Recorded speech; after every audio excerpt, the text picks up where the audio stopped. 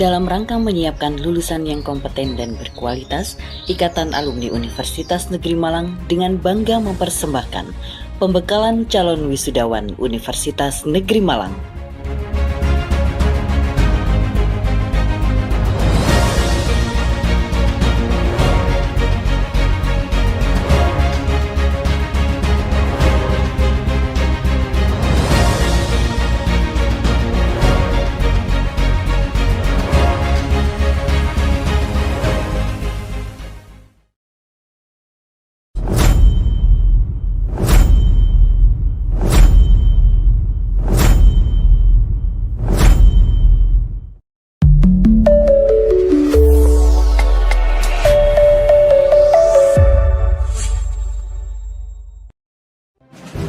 Bapak dan Ibu yang kami hormati, webinar pada hari ini akan segera dimulai. Kepada moderator, kami persilakan.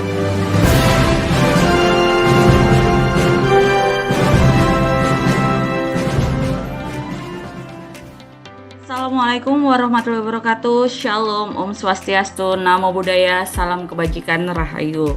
Yang terhormat Bapak Wakil Rektor 1 Universitas Negeri Malang, Profesor Dr. Ibrahim Bafadal, Bapak Profesor Dr. Suparno selaku Ketua Umum Pengurus Pusat IKUM, dan juga Bapak Profesor Dr. Muhammad Ainin selaku Ketua 1 Pengurus Pusat IKUM.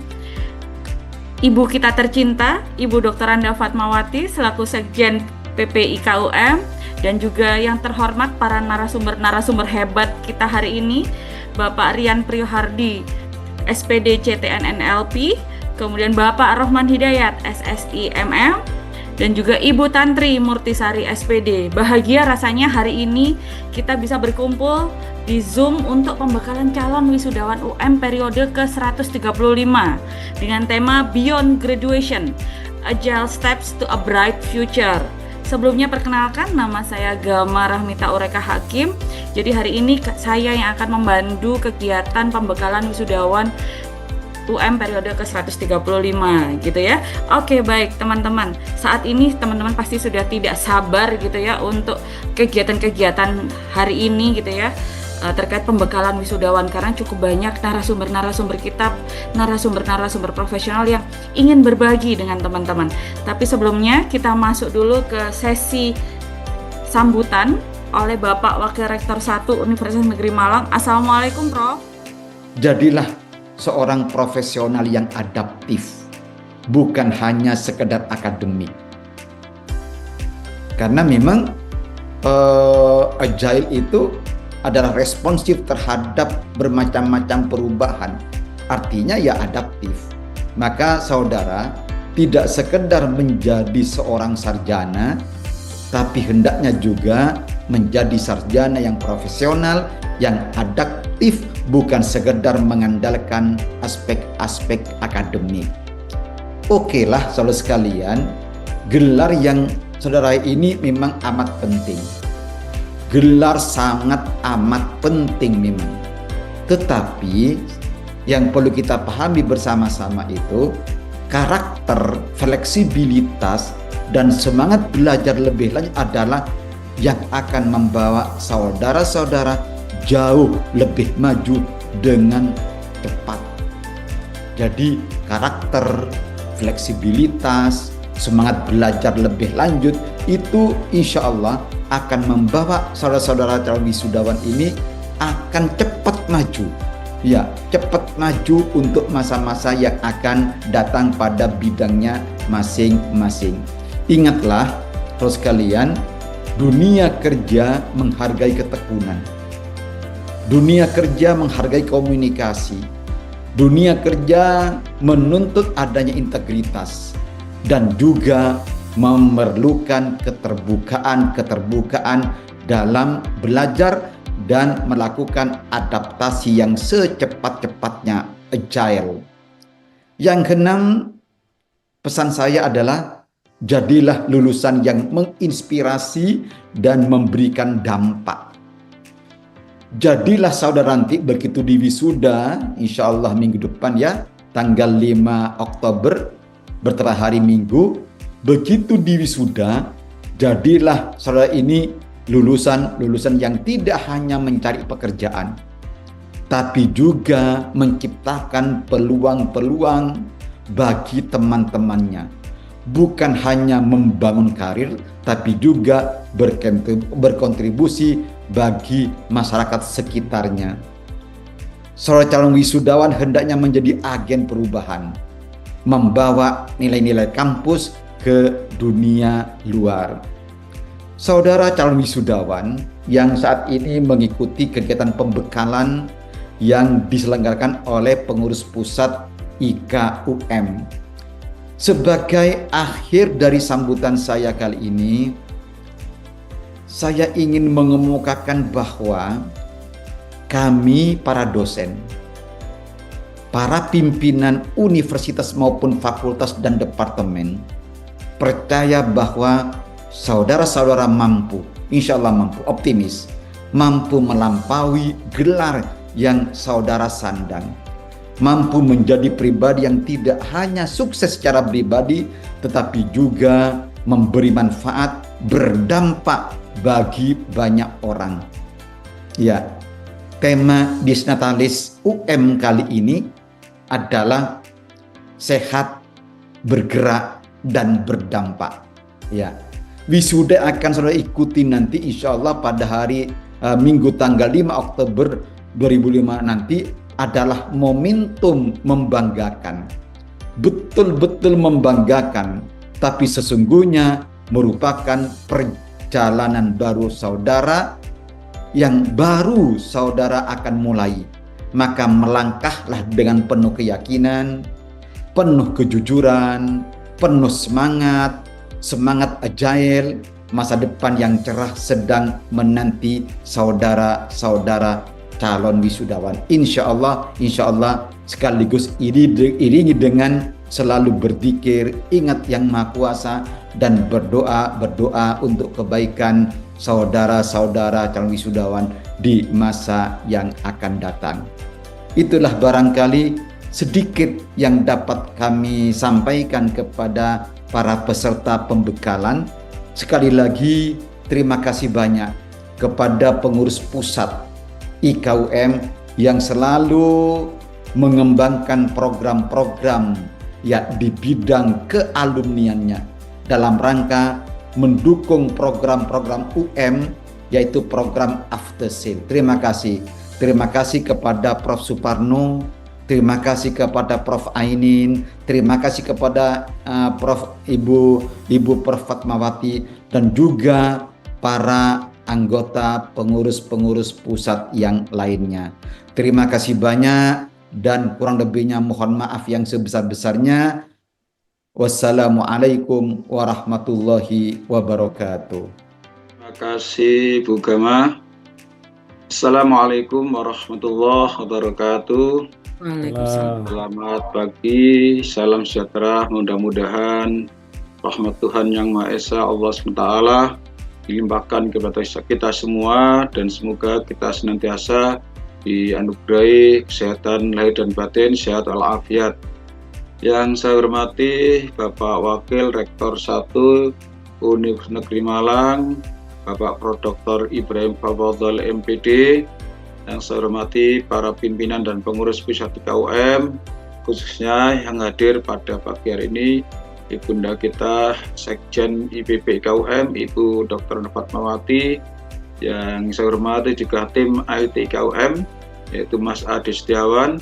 Yang saya hormati, saya banggakan para narasumber, Mas Rohman, saya manggil Mas Rohman, ya, Mas Rohman, Sarjesen MM, Mas Rian Priyo Hardi, SPD CTN NLP, dan Mbak Tantri Murtisari SPD. Dan yang saya hormati pemandu acara kita, Ibu Gama Rahmita Ureka Hakim, Sarjana Psikologi MPD. Saya banggakan semua peserta yang hadir, khususnya para calon wisudawan UM periode ke-135. Patutlah kita panjat bersyukur kepada Allah SWT, Tuhan Yang Maha Esa, Tuhan Maha Pengasih lagi Maha Penyayang, atas rahmat, karunia, taufik, dan ridhonya kita pada hari ini dapat bertatap maya dalam kegiatan pembekalan calon wisudawan UM periode ke-135 yang secara rutin dilaksanakan oleh pengurus pusat 3 UM dengan tema yang sangat menarik, sangat relevan, up to date, yaitu Beyond Earth Gradation, Agile Step to Bright Future. Terselenggaranya kegiatan ini berkat kerjasama yang baik dan kontinus berkelanjutan antara pengurus pusat 3 UM dengan bidang 1 WR1 bidang akademik, kemahasiswaan dan alumni UM, dan kerjasama yang sekian kalinya dengan profesional. Semoga kerjasama yang baik dan kontinus berkelanjutan ini bermanfaat bagi berbagai pihak, khususnya bagi calon wisudawan UM dan alumni UM untuk mengembangkan karir, memasuki dunia kerja, memasuki dunia karir. Peserta webinar yang saya hormati, sebentar lagi insya Allah tanggal 5 Oktober saudara akan diwisuda, bagaimana diinformasikan oleh Bapak WR1, dan status saudara bukan lagi sebagai mahasiswa tapi sebagai alumni Univ Negeri Malang. Di UM Anda sudah mendapat berbagai bekal, berbagai kemampuan, berbagai keterampilan, berbagai kompetensi, berbagai pengalaman, dan berbagai nilai atau value. Dan Anda sudah dibekali, membekali diri juga dengan hard skill dan soft skill agar saudara bisa survive di tengah-tengah masyarakat yang semakin kompetitif. Berbagai keterampilan saudara peroleh dari UM merupakan modal dasar yang amat besar untuk memperoleh peluang menuju masa depan gemilang, terutama dalam dunia kerja dan dunia karir. Apabila saudara di kampus saudara menghadapi tantangan bersifat mikro, misalnya sistem perkuliahan, maka setelah lulus nanti tantangan saudara yang saudara hadapi lebih luas, lebih kompleks, dan lebih bervariasi. Untuk itu kompetensi yang saudara peroleh di UM selama kuliah perlu saudara kembangkan, bisa menjadi lulusan yang berprestasi, berdedikasi, dan bermanfaat atau berdampak bagi masyarakat. Sama nanti teman-teman kan juga akan lulus sebagai alumni UM ya gitu. Jadi saran saya itu tetaplah aktif di alumni gitu ya, di jejaring alumni gitu ya.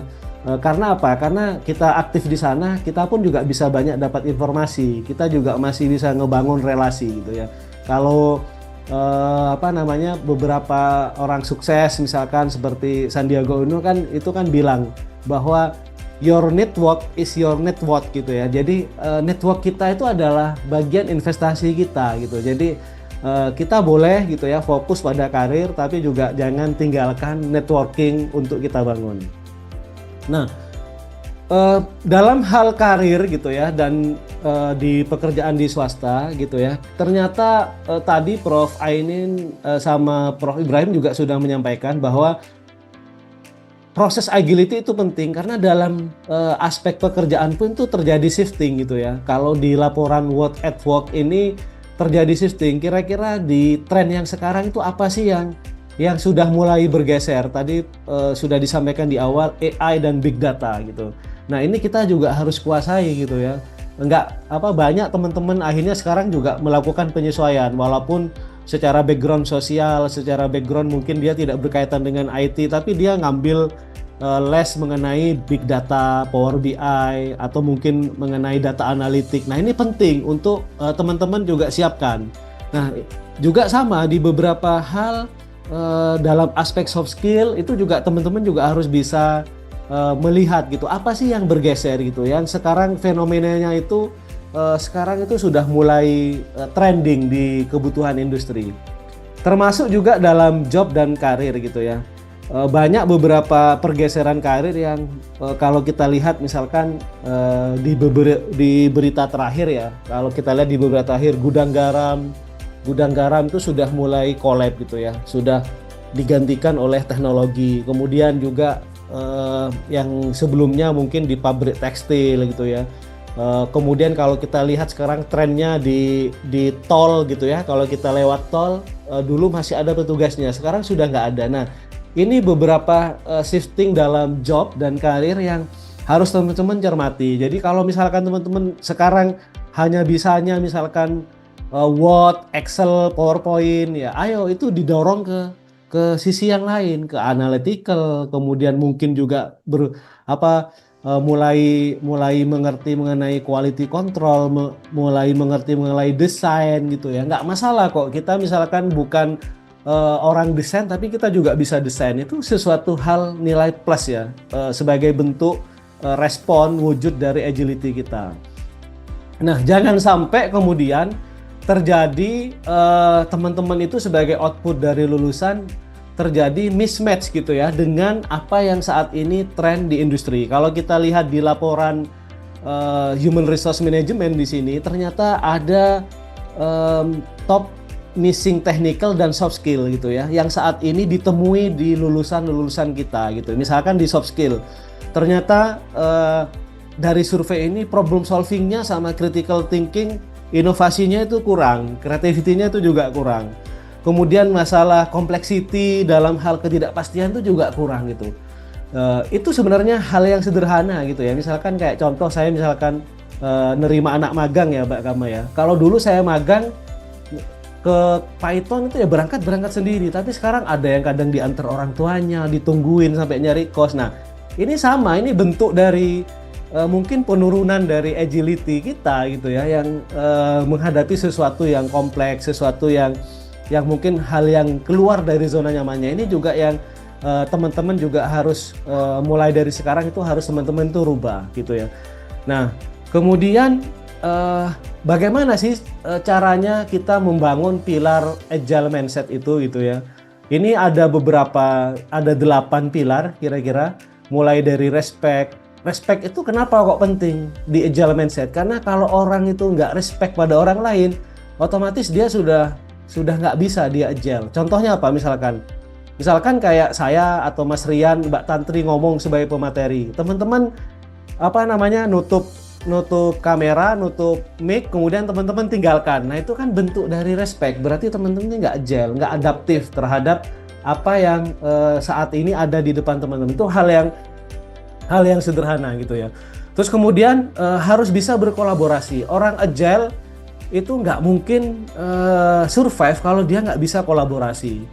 Orang agile tuh harus bisa improve, harus bisa percaya pada orang lain, harus punya tanggung jawab, harus punya value yang dia deliver, dan dia juga harus adaptif terhadap sesuatu perubahan. Nah itu kira-kira pilar agile yang perlu teman-teman bangun. Jadi mungkin nanti kita akan banyak diskusi ya di sesi tanya jawab. Nah, sekarang tipsnya itu bagaimana sih mendevelop kira-kira sebagai pribadi yang agile gitu ya. Yang pertama itu adopsi mindset pertumbuhan. Mungkin Mas Rian nanti akan menjelaskan ini mengenai growth mindset. Kemudian yang kedua itu komitmen terhadap pembelajaran sepanjang hayat. Orang yang agile itu selalu komitmen pada pembelajaran yang berkelanjutan. Kemudian yang ketiga itu bangun keterampilan yang beragam. Kayak seperti halnya tadi gitu, saya dari spesialis ke generalis, nggak masalah gitu. Kita nggak harus ngebatasi skill kita gitu. Apapun itu kita coba gitu ya. Sepanjang kita itu punya motivasi, mau untuk berubah, mau untuk memberikan sesuatu yang terbaik, itu kita lakukan.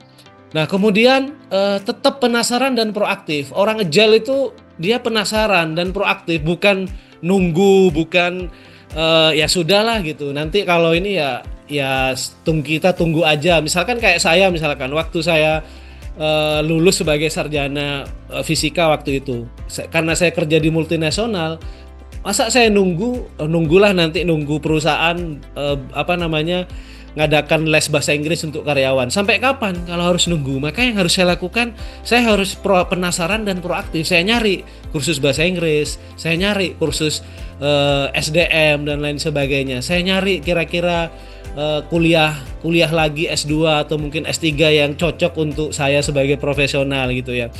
Terus kemudian kecerdasan emosional itu juga fondasi dari agile. Kemudian yang terakhir, tetapkan tujuan karir yang fleksibel. Jadi tadi fleksibel itu ya generalis ya spesialis. Kita sebagai sarjana sains ke sosial ke sains itu nggak masalah gitu. Jadi di tren yang sekarang kaitannya dengan agile seperti itu. Nah, ini slide terakhir saya. Gimana sih kita mendevelop journey karir kita gitu. Jadi coba kita petakan diri kita itu menjadi 4 kuadran. Pertama, kita kenali diri kita, strength, weakness-nya, kemudian trait-nya, ambisi kita apa, kemudian explore opsi-opsi yang akan kita lakukan. Baru kita fokus, dan terakhir kita adalah take action. Apa yang harus kita lakukan? Berjejaring, bikin CV, bikin profil di LinkedIn, melakukan interview, searching company, dan lain sebagainya. Nah, 4 ini yang harus teman-teman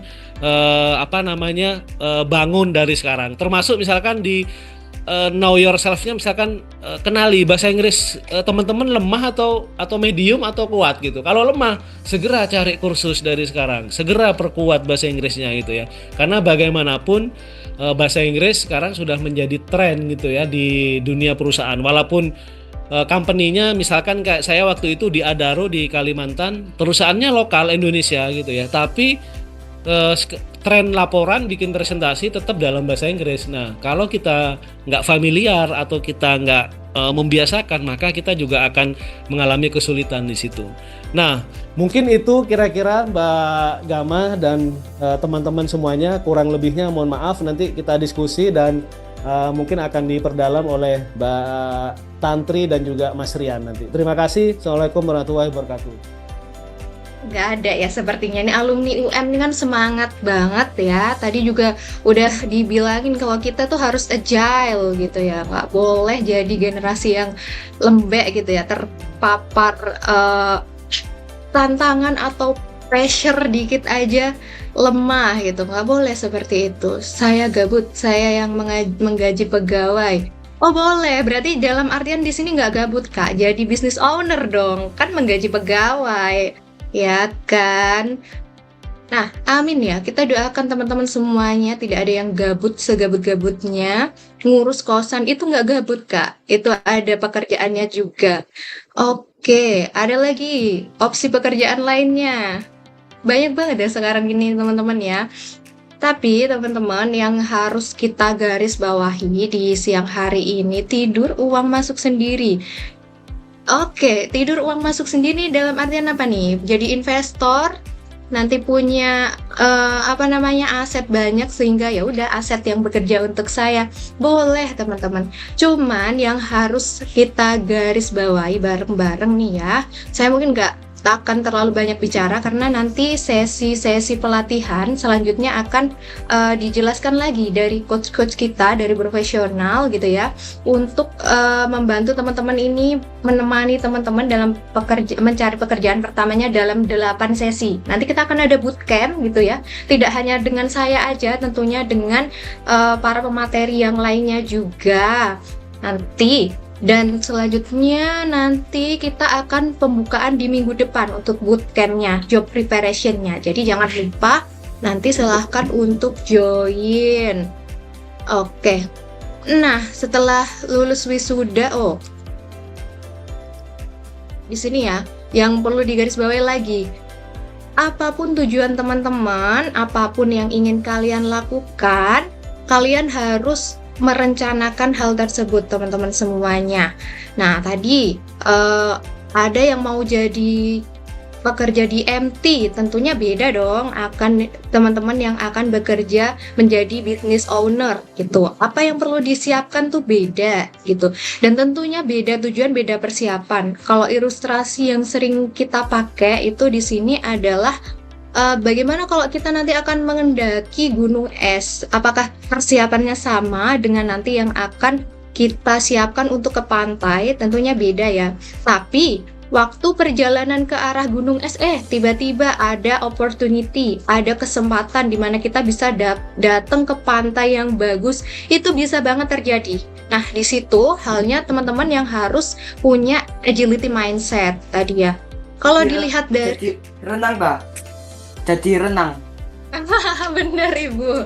Nah bisa jadi itu renang. Nanti kita juga, tapi kalau misalkan mau renang nih ya ke pantai nih ya, kita juga harus bawa bajunya juga kan teman-teman. Nah gitu, jadi kita harus agile. Dan gimana caranya kalau kita nggak punya baju renang? Nah kita ya harus cari kayak gitu. Bagaimana kalau kita nggak punya persiapan? Kita yang harus bergerak gitu. Kita yang harus persiapan bareng-bareng. Nah, ini teman-teman semuanya untuk job preparation selanjutnya kita akan bahas lebih lanjut sebenarnya untuk persiapannya dari mulai awal seleksi kita yang berkolaborasi dengan IKUM ya. Nanti akan dimulai untuk minggu depan untuk persiapannya. Nah, untuk persiapannya dimulai untuk pembukaannya dimulai minggu depan. Selanjutnya akan ada bimbingan persiapan karirnya juga selama 8 sesi. Nah, 8 sesi ini kita akan ngobrol-ngobrol bareng-bareng untuk bagaimana cara mempersiapkan pekerjaan teman-teman semuanya. Di situ kita bisa nanti santai aja teman-teman. Ngomong-ngomong ini sudah kedua kalinya dari profesional berkolaborasi dengan IKUM untuk menyelenggarakan job preparation, dan acaranya nanti di sini kita asik-asikan bareng aja, kita seru-seruan bareng untuk mempersiapkan karir teman-teman semuanya. Gitu teman-teman semuanya, dan tenang aja di sini kita terbuka sekali. Nanti kalau misalkan teman-teman akan sharing, kemudian nanti teman-teman akan curhat, boleh banget juga kita fasilitasi gitu ya, karena di sini kita judul perusahaan kami tuh profesional teman-teman, bro, jadi sebagai brother kalian gitu ya, bro kalian untuk mempersiapkan karir, untuk menghadapi dunia pekerjaan yang penuh tantangan dan dibutuhkan banyak sekali skill. Tadi ada bagaimana kita shifting, bagaimana kita bisa merespon terhadap pressure, merespon terhadap opportunity. Nah, itu banyak banget, nanti kita silakan untuk join dulu. Silakan teman-teman di sini. Kalau kami lihat kemarin kurang lebih baru 100 pesertaan ya yang join. Dan di sini silakan teman-teman buat join karena ini fasilitas dari Ikatan Alumni UM. Jadi teman-teman bisa join di kegiatan ini secara gratis gitu. Jadi nanti silakan teman-teman akan bahas untuk akan diskusi bareng untuk persiapan karirnya gitu. Nah, yang menarik teman-teman, ini yang disebut dengan ketangguhan atau istilah lainnya adalah resilience. Jadi bukan hanya kita itu mudah beradaptasi, tapi mudah untuk bangkit. Jadi bicara tentang agile ini teman-teman sekalian, bukan hanya kita beradaptasi, tapi kita bisa memutuskan untuk memperbaiki situasi yang sebelumnya mungkin kurang positif gitu. Kita perbaiki situasinya. Kalau Anda jatuh 2 kali, bangkitnya 3 kali. Kalau Anda jatuh 3 kali, bangkitnya 4 kali. Ini yang mahal dari Anda teman-teman sekalian. Karena teman-teman, mungkin di antara teman-teman mayoritas belum punya pengalaman bekerja. Tapi ada satu momen yang Anda bisa munculkan. Apa itu? Ketangguhan. Yang saat ini teman-teman sekalian mulai terkikis. Ketangguhan. Munculkan konsistensi, munculkan kemauan, munculkan proses adaptasi, munculkan ketangguhan Anda teman-teman sekalian. Karena ini adalah fondasi sukses Anda di era sekarang. Coba silakan sebutkan teman-teman sekalian, kira-kira profesi apa yang tidak ada persaingan? Sangat kecil sekali. Kalaupun itu ada, karena mungkin belum banyak orang yang ke situ. Tapi begitu orang mulai tahu teman-teman sekalian, mulai banyak yang ke arah situ. Sebagai contoh misalnya teman-teman, konten kreator saat ini. Konten kreator sebagai contoh. Food vlogger. Food vlogger dulu belum banyak. Zaman Pak almarhum siapa Mbak yang Maknyus itu? Maknyus, Pak Bondan ya. Sekarang Bondan almarhum ya. Sekarang banyak banget konten kreator, food vlogger, Next Carlos lah. Kalau di Malang itu banyak banget malah itu. Yang Halore itu siapa ya? Halore yang terkenal ya, Halore. Itu semakin banyak itu teman saya juga. Semakin banyak, kompetisinya semakin luar biasa. Jadi kalau hari ini teman-teman memilih profesi, oh ini belum ada saingannya Pak Mas Rian. Tinggal hitungan waktu aja, nanti akan ada persaingan. Apalagi kalau teman-teman sekalian masuk ke wilayah ya, profesi yang sudah banyak sekali atau sudah lama berlangsung, tentunya kompetisinya luar biasa. Ya memang kita berada di era yang kompetitif teman-teman sekalian. Nah sekarang yang membedakan, Anda tidak punya yang pengalaman bekerja, mungkin punya pengalamannya, ia pernah jualan apa, pernah PKL, atau teman-teman pernah magang gitu ya atau segala macam gitu, menjadi ketua organisasi atau aktivis organisasi, itu jadikan sebuah kombinasi yang disebut dengan ketangguhan. Karena ketangguhan ini saat ini teman-teman sekalian itu dinilai mahal sekali. Boleh nanti tanya langsung ke Mbak Gama atau Mas Rohman, bagaimana beliau-beliau menginterview para calon pekerja gitu ya, keresahannya gimana. Kalau kita bicara experience ya teman-teman sebagai lulusan ya, calon lulusan, tentunya secara experience nggak bisa di head to head dengan yang sudah pernah bekerja. Tapi apa yang membedakan teman-teman sekalian, yaitu adalah kemauan dan ketangguhannya. Mau untuk menghadapi masalah, mau untuk belajar menyelesaikan permasalahan. Nah, kurang lebih seperti itu. Maka pentingnya kita punya sisi gimana mindset kita terus bertumbuh, teman-teman sekalian. Ada 4 indikator, teman-teman. Mohon maaf kalau ada kotak hitam ya, mungkin karena jaringan sedang naik turun, saya bantu untuk membacakan saja.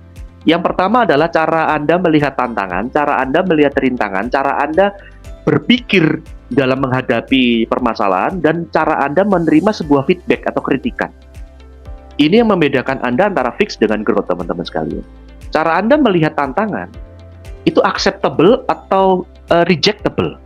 Ya, sekali lagi ya, acceptable atau rejectable. Yang kedua, ketika Anda dapatkan sebuah hambatan, teman-teman sekalian, Anda bertahan untuk menyelesaikan rintangan itu atau justru cenderung untuk give up. Yang keempat, bagaimana Anda berproses dalam berpikir. Karena berpikir itu akan munculnya sebuah produk, namanya apa? Keputusan. Kalau Anda proses berpikir ya teman-teman sekalian berorientasi pada permasalahannya, cenderung melihat sisi dari negatifnya, atau cenderung melihat hal-hal permasalahan ini tidak terselesaikan, maka ini akan menjadi konteks fixed mindset dalam konteks negatif. Dan berbeda ketika Anda mencoba untuk menumbuhkan cara berpikir Anda melihat segala sesuatu yang Anda hadapi itu berorientasi pada perkembangan diri Anda. Terima kasih pertanyaannya tadi. Jadi memang sebenarnya kalaupun teman-teman tadi menyimak yang disampaikan oleh Mas Rian ya, bahwa sebenarnya yang terbaik itu adalah kita punya planning gitu ya. Karena hasil itu akan maksimal jika kita punya planning. Dan sebenarnya kami di rekrutmen itu juga biasanya punya tracking gitu ya. Jadi kalau teman-teman itu misalkan katakanlah nih apply ke satu perusahaan, terus semua posisi teman-teman apply, sekretaris apply, HR apply, terus misalkan sales apply gitu, itu kan recordnya ada gitu. Bahkan termasuk teman-teman gagal berapa kali tes di kita itu kan semuanya kan ke record di database kita gitu. Jadi yang terbaik itu adalah punya planning ya, persiapkan sebelum teman-teman semuanya itu apply, fokus atau mungkin tujuan apa yang akan dicapai. Tadi kan di slide saya yang terakhir itu kan sudah ada career development circle ya. Jadi coba kita mulai mapping dari sekarang, kita ketahui dulu dari sisi kita seperti apa, terus kemudian kita riset dulu kira-kira company atau mungkin opportunity yang peluang yang relate pada kita itu seperti apa, baru kemudian kita action gitu ya. Action di sini portofolio apa yang harus kita lakukan nih, kita bangun gitu ya. Misalkan harus ikut training apa, harus bikin jejaring networking di mana gitu ya. Baru kita mulai lakukan apply. Nah, itu yang saran yang bisa saya sampaikan, karena bagaimanapun sama nih ketika kita mempromosikan orang di dalam, kan pasti tidak semua orang itu satu kali promosi dia ikut proses seleksi itu sukses gitu ya. Bisa 2 kali, bisa 3 kali gitu ya. Nah, dan kita biasanya ketika interview kita tanya gitu ya, apa bedanya kamu pada saat proses promosi sebelumnya kamu gagal dan sekarang yang sudah kesekian kali. Nah, kalau misalkan dari situ ada effort, ada motivasi yang kuat, kemudian ada lesson learn yang bisa dia ambil di situ gitu ya, termasuk aspek resilient yang dia bisa lakukan tadi ya, seperti kata Mas Rian gitu ya. Dia boleh gagal sekali, 2 kali boleh gagal, tapi ada lompatan-lompatan kecil yang kita bisa lihat di situ gitu ya. Misalkan skillnya nambah, networkingnya nambah, kemudian aspek teknis yang dia baca itu juga nambah gitu ya, termasuk dari sisi dorongan untuk suksesnya juga lebih kelihatan pada waktu sesi interview, atau hasil asesmennya juga berubah jadi lebih baik gitu. Nah itu kan sesuatu gap yang berhasil dia bisa kejar di situ. Nah dan itu pasti bukan sesuatu yang kebetulan gitu, pasti itu berdasarkan sebuah planning gitu. Sama seperti halnya saya nih di sini gitu ya, mungkin dulu sempat ikut motivator. Zaman saya dulu kan zamannya mungkin siapa yang motivatornya saya lupa, Mas Rian. Jadi kan waktu itu kan saya masih ingat tuh, disuruh tulis 10 resolusi kamu. Di setiap akhir tahun kita suruh tulis 10 resolusi terbaik yang akan kamu capai di tahun depan. Nah itu saya selalu tulis tuh gitu kan, selalu tulis misalkan. Nah saya kemudian kombinasi resolusi yang sifatnya duniawi, resolusi yang sifatnya akhirat, resolusi yang sifatnya sosial, itu saya tulis di situ. Nah saya tulis, kalau 10 berarti ya kombinasinya 3, 3, 3, 4 lah misalkan seperti itu. Nah saya tulis seperti itu.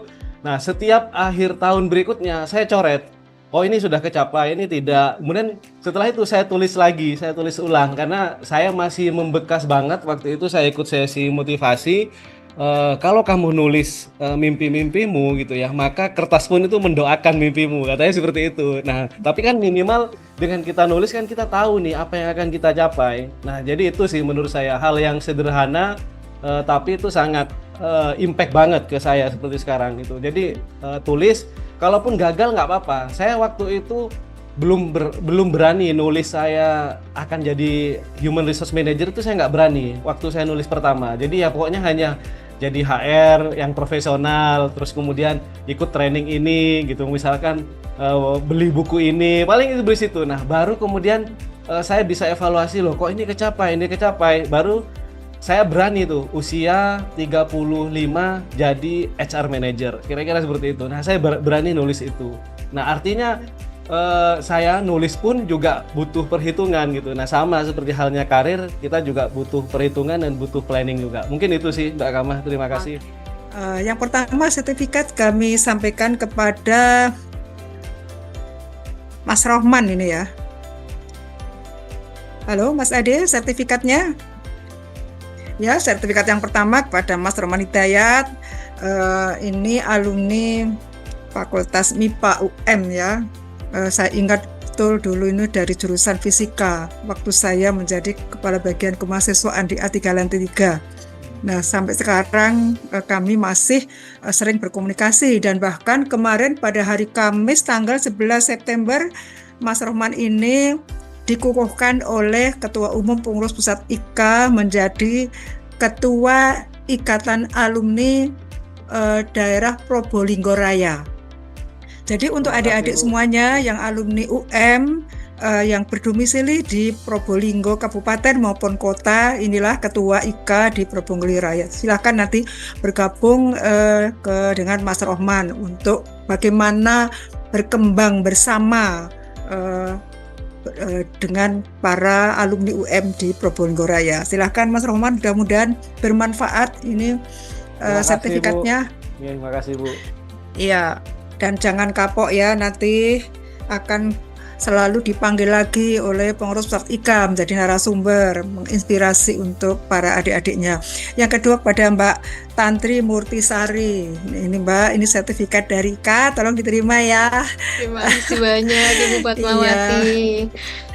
Nah, nanti ketemu lagi mulai hari Sabtu depan ya, tanggal 27. Iya, mudah-mudahan nanti adik-adik semua yang ikut pembekalan pada hari ini bisa bergabung mengikuti pelatihan, karena materinya sudah sangat bagus. Kemarin sudah ada satu edisi ya, 8 kali pertemuan, dan alumninya sekitar 400 lebih ya, dari 800 yang bergabung. Kemudian berikutnya kepada Mas Rian. Ini sertifikat kami kepada Mas Rian. Terima kasih semuanya ya, yang telah dengan setia selalu siaga kalau IKUM memanggil menjadi narasumber. Ya. Sukses selalu ya Mas Rian, Mas Rohman, dan Mbak Tantri. Tidak lupa juga sertifikat kami berikan kepada Mbak Gama yang dengan setia selalu menjadi moderator IKUM di dalam pembekalan pada adik-adik alumni, pada adik-adik calon alumni ya, para calon wisudawan. Terima kasih Mbak Gama Rahmita. Thank Selalu saya WA siang malam selalu menjawab. Selalu Siap. Ya. IKUM selalu di hati alumni Iya, kan gitu. Iya, betul. kita semua gitu. Karena memang kalau kita bicara alumni, ikatan alumni memang kita hampir 24 jam ya, kita selalu online. Selalu ada saja. Karena apa? Kalau jam-jam dinas pagi sampai sore mungkin pada sibuk bekerja, tapi bisa jadi sore ada yang sudah waktu longgar, kemudian bisa menyapa di grup. Kemudian ada yang malam hari, ada yang sebelum tidur, ada yang bangun tidur. Pokoknya selalu ada di grup-grup ikatan alumni. Dan saya memang ikut di grup-grup WA ikatan alumni di berbagai daerah. Mulai dari Aceh, Kalimantan itu ada beberapa, kemudian seluruh kota di Jawa Timur nih, hampir semuanya ada grupnya, tapi ada beberapa yang belum terbentuk, ini masih dalam proses. Targetnya memang akhir tahun ini seluruh kabupaten kota di Jawa Timur sudah memiliki kepengurusan ikatan alumni. Kalau udah bisa nanti awal tahun depan, insya Allah bisa, tinggal sedikit ini. Yang belum malah Kota Malang yang belum, Batu Kabupaten juga sudah, kemudian ada beberapa yang belum tersentuh ya, karena memang susah kita mencari alumni yang bersedia menjadi motor, menjadi penggerak ya, seperti Mas Roman ini penggeraknya di Probonglio Raya. Harus ada. Kalau cuman bersedia tetapi tidak bisa bertindak sebagai penggerak, nanti akan stagnan, akan stuck, mandek, tidak ada aktivitas apa-apa. Mudah-mudahan nanti adik-adik yang mengikuti pembekalan ini bersedia menjadi pengurus di daerah masing-masing dan juga bergabung kepada ikatan alumni yang sudah terbentuk. Ini yang hadir di sini ada Probonglio Raya dan berbagai daerah sudah terbentuk. Silahkan nanti buka di website IKUM, akan ada daerah-daerah mana saja yang sudah memiliki kepengurusan ikatan alumni. Saya kira demikian Mbak Gama dan semua para narasumber. Terima kasih.